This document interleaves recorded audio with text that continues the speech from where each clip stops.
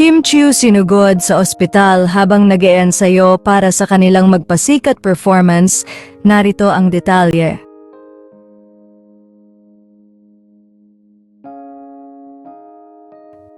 Ibinahagi ni Chinita Princess Kim Chiu ang masamang nangyari sa kanya sa kalagitnaan ng pag-ensayo sa kanilang magpasikat performance. Makikita nga sa larawan na ibinahagi ni Kim na nasa loob ito ng ambulansya para dalahin sa ospital. Caption pa ng actress, "Magpasikat realness." Alalang-alala naman ang mga fans ni Kim sa kalagayang ng actress ngayon.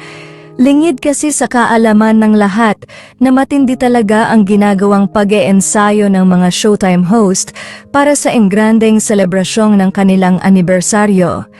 Kaya naman, ganito na lamang ang mga nangyayari kapag napapasobra o nasasaktan sila habang ginagawa ang kanilang mga stunts.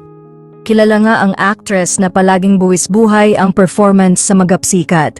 Kaya naman baka na-injure ito o kaya siguro na over-fatigue ang actress dahil alam naman ng lahat na super busy talaga si Kimi ngayon, nagsabay kasi ang pag-uumpisa ng taping nila Kimi at Paolo Avellino para sa kanilang movie at ang magpasikat.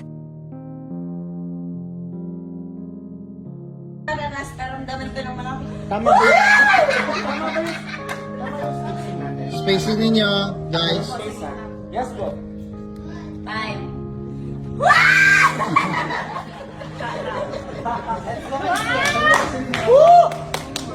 You can do it!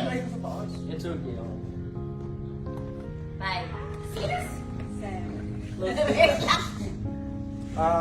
Kasi pa paano rin? Dagdag pa tao. Support na. Walang tao na. Alalay lang. Alalay lang. Alalay lang. Pero kay gumita. Wag sa gitna, bro. Wag sa gitna. Alalay lang talaga. Yan. Parang ano lang. Support. Tagasala lang. Gilid-gilid ha. Gitna. Yan. Bitaso nila yung muna. Alalay lang. 6.